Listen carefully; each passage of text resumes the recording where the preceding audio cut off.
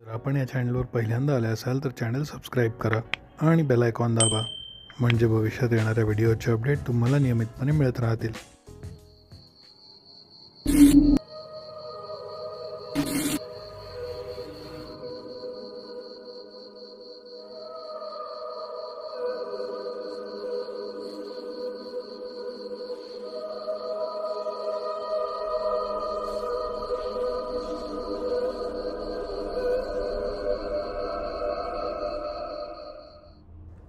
नमस्कार मित्रांनो, शोध रहस्याचा या चॅनलवर आपल्या सर्वांचं पुन्हा एकदा स्वागत आहे. आजच्या आपल्या मराठी भयकथेचं नाव आहे प्रवास.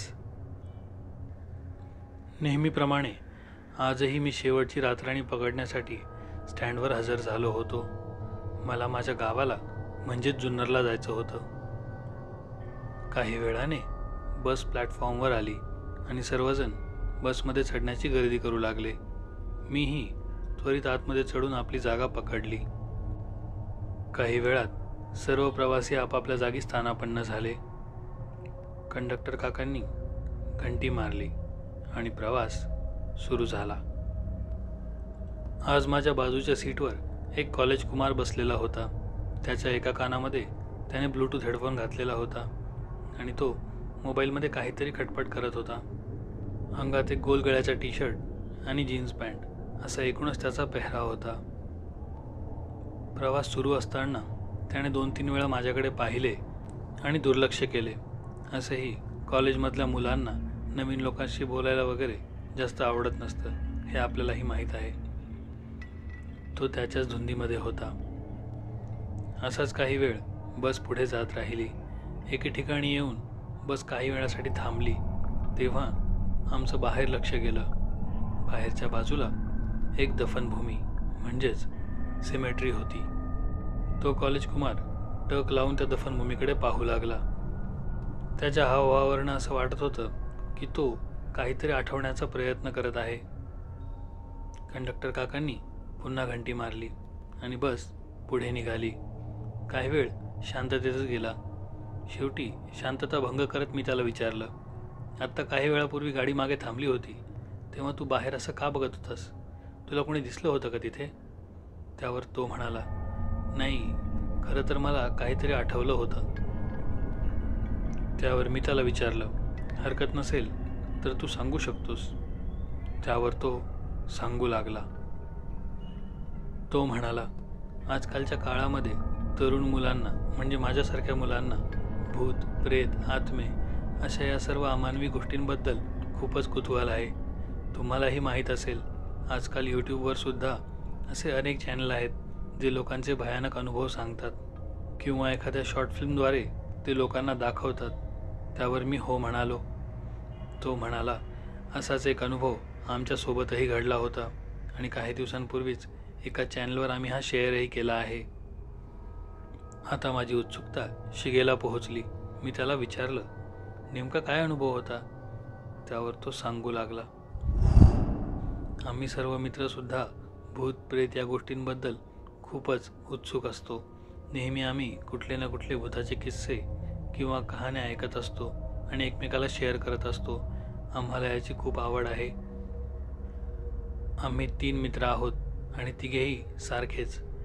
आम्हाला अशा गोष्टी शोधण्यामध्ये खूप आनंद मिळतो. परंतु हा जो किस्सा आमच्यासोबत घडला होता त्यानंतर आम्ही ठरवलं की वाचण्यापर्यंत किंवा व्हिडिओज बघण्यापर्यंत ठीक आहे, पण या गोष्टींच्या जवळ जाण्याचा कधीही प्रयत्न करायचा नाही. तर किस्सा असा होता, पुण्यामध्ये खडकी दफनभूमी तुम्हाला माहीत असेलच. त्यावर मी हो म्हणालो. खडकी दफनभूमी म्हणजे खडकी सिमेट्री, जी पुण्यामध्ये प्रसिद्ध आहे. असे म्हणतात की इथे दुसऱ्या महायुद्धामध्ये शहीद झालेल्या सर्व लोकांचे मृत शरीर पुरलेले आहे. आधी या सर्व बॉडीज कुठल्या तरी दुसऱ्या ठिकाणी पुरलेल्या होत्या. त्यानंतर त्या स्थलांतरित करून खडकी दफनभूमीमध्ये दफन केल्या आहेत.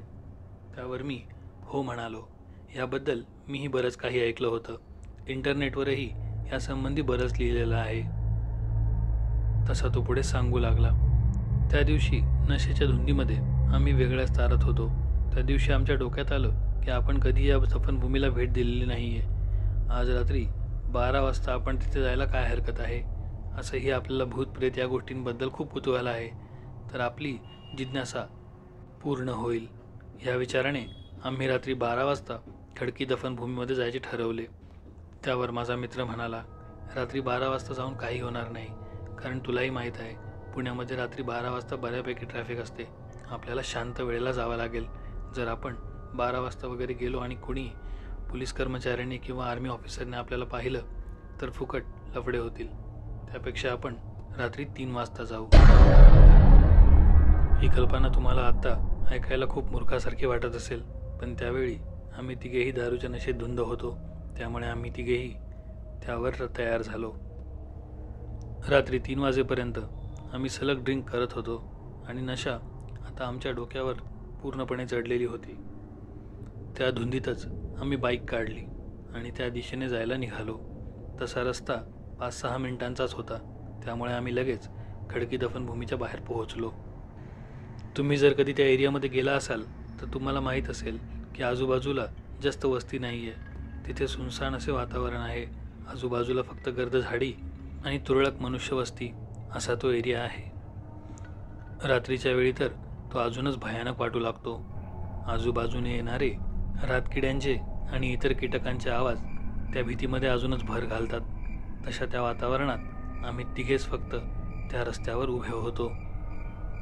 आम्ही त्या दफनभूमीपर्यंत यायचं ठरवलं होतं खरं, पण तिथे जाऊन करायचं काय आहे याबद्दल आमचं काहीही बोलून झालं नव्हतं. आम्ही फक्त त्याच्या बाहेर उभे होतो आणि आत डोकावत होतो की आत काही दिसतंय का. एकतर गडद अंधार, त्यात आमच्या डोळ्यावर दारूची धुंदी. आम्हाला काहीही सुधरत नव्हतं. माझा तो मित्र ज्याने रात्री 3 वाजता इथे यायचं ठरवलं होतं, त्यावरच आम्ही चिडू लागलो की एवढ्या रात्रीचं इथे बोलवूनही काही झालं नाही, इथे काही भेटणार नाही आपल्याला. त्यावर तो म्हणाला, इथे बाहेर उभे उभे काय करणार, आतमध्ये जावे लागेल त्यासाठी. आम्ही अवाक होऊन त्याच्याकडे पाहू लागलो. आम्ही म्हणालो, वेडा आहेस का, रात्री 3 वाजता दफनभूमीमध्ये जाणार. त्यावर तो म्हणाला, तुम्हालाच थ्रिल अनुभवायचं होतं ना, मग ह्यापेक्षा मोठं थ्रिल काय असणार, चला ना आतमध्ये. आम्ही दोघे आधी तर त्याला नाही म्हणू लागलो, पण त्याने बराच वेळ हट्ट केला आणि म्हणाला, अरे यासाठीच तर एवढ्या दूरून आलो होतो. तुमच्या दोघांचं घर इथे खडकीजवळ आहे हे समजल्यानंतरच मी इथे यायचं ठरवलं होतं. शेवटी त्याचं हे सर्व बोलणं ऐकून आम्हीही तयार झालो आणि आज जायचे ठरवले. कसेबसे दारूच्या नशेत धडपडत आम्ही दफनभूमीमध्ये दाखल झालो. त्या किर्राशा अंधारामध्ये आम्ही चाच पडतच पाहू लागलो की आम्हाला काही दिसतंय का. बराच वेळ तिथे उभे राहूनही आम्हाला कसलाही विचित्र अनुभव आला नाही. पण अचानक आम्हाला असं जाणवलं की आमच्या मागून वाळलेल्या पानांवर पाय देत कोणीतरी मागेच चालतंय. हा भास आम्हाला होताच आम्ही तिघे त्वरित मागे वळून पाहू लागलो, पण मागे कोणीच नव्हते. आम्ही तिघेही एकमेकाला विचारू लागलो की तू पण तो आवाज ऐकलायस का. त्यावर सर्व हो म्हणाले. आता आम्हाला कळून चुकलं की हा कुठला भास नाही, काहीतरी नक्कीच इथे आहे. असाच काही वेळ लोटला. आमच्या कानावर कुजबूज ऐकू येऊ लागली. असं वाटत होतं की कुणाला तरी खूप जास्त खोल दाबून ठेवला आहे आणि तो व्यक्ती त्यातून बोलण्याचा प्रयत्न करत आहे, जणू एखाद्या कबरेमधून. तो कुजबुजणारा आवाज आता अधिकच भयानक वाटू लागला होता. त्या कुजबुजणाऱ्या आवाजासोबतच आता गुरगुरण्याचेही आवाज येत होते, पण ते आवाजसुद्धा अगदी तसेच होते जसे एखाद्या कबरीमधून येत आहेत. रात्री 3 वाजता अमानवी शक्ती खूप जास्त प्रबळ असतात असं आम्ही ऐकलं होतं आणि बहुधा आत्ता आम्ही तेच अनुभवत होतो. जरी आम्ही तिघे दारूच्या नशेत धुंद होतो तरी आम्हाला एक गोष्ट समजत होती की जो आवाज आपल्या तिघांनाही येत आहे तो कुठला भास नाही आहे, कारण एकसारखा भास तिघांना होणे शक्यच नाही. आता आमच्या तिघांचीही हिंमत गळून पडली होती. आम्ही त्या दफनभूमीतून बाहेर पडण्यासाठी त्या दिशेने वळालो, पण तेवढ्यात आमच्या कानावर एक आवाज पडला. असं वाटत होतं जणू मागून कुणीतरी आम्हाला आवाज देत आहे. तेवढ्यात माझा मित्र म्हणाला, मागे बघू नका. मी असं ऐकलंय अमानवी शक्ती जेव्हा कधी तुम्हाला मागून आवाज देतात तेव्हा मागे वळून पाहायचं नसतं. आम्ही त्याचे म्हणणे ऐकले आणि आम्ही सरळ त्या दफनभूमीच्या बाहेर पडलो आणि मागे वळूनही पाहिलं नाही. आम्ही सरळ घरी आलो. दुसऱ्या दिवशी जेव्हा आमची सर्वांची नशा उतरली होती तेव्हा आमच्या लक्षात आलं की आमचा मित्र जो आम्हाला रात्री 3 वाजता तेथे चालण्यासाठी बोलला होता तो तापाने फणफणत होता. आम्ही त्याला डॉक्टरांकडे घेऊन गेलो. बराच वेळ झाला पण त्याचा ताप काही उतरतच नव्हता. शेवटी आम्हाला त्याच्या घरी कळवावे लागले. त्याच्या घरी कळवल्यावर त्याच्या घरचे हॉस्पिटलमध्ये आले. त्याच्या आईने आम्हाला कालचा सर्व प्रकार विचारला. आम्ही त्यांना सर्व काही खरं सांगितलं. त्यावर त्या म्हणाल्या, नसत्या उचापती करायला तुम्हा मुलांना कोणी सांगितलं आहे? त्या त्याच्या जवळ गेल्या आणि त्याला विचारू लागल्या, काल नेमकं काय झालं तू सांग मला. त्यावर तो म्हणाला, काल आम्ही जेव्हा तिथून बाहेर पडत होतो तेव्हा आमच्या मागून एक आवाज आला होता. हा बोलला होता की कोणीही मागे वळून पाहू नका. पण मी ओझरतच मागे वळून पाहिलं आणि मला दिसलं एक पांढरी दुसरशी आकृती मागे उभी होती. त्या आकृतीचा चेहरा एका बाईसारखा दिसत होता. मी क्लिअर तर पाहिलं नाही पण असं जाणवत होतं की ती बाई आम्हाला तिच्या दिशेने बोलावत आहे आणि बहुधा ह्याच कारणामुळे मला ताप भरला आहे. त्याच्या आईने त्याचा हात आपल्या हातात घेऊन रामरक्षेचे पठण सुरू केले. जवळ असलेल्या एका ग्लासमध्ये तिने एक पाठोडं पाणी काढून ठेवलं आणि रामरक्षा पूर्ण झाल्यावर ते पाणी त्याला पाजलं आणि म्हणाली, ही शेवटची वेळ आहे. इथून पुढे कधीही असं काही करायचं नाही. त्यावर आम्ही तिघांनीही होकार दिला. 1-2 दिवसांमध्ये आमचा मित्र बरा झाला आणि आम्ही पुन्हा भेटलो. त्या दिवसानंतर आम्ही शपथ घेतली की या सर्व गोष्टी ऐकायला आणि पाहायला ठीक आहेत पण स्वतः जाऊन त्या कधीही अनुभवायच्या नाहीत.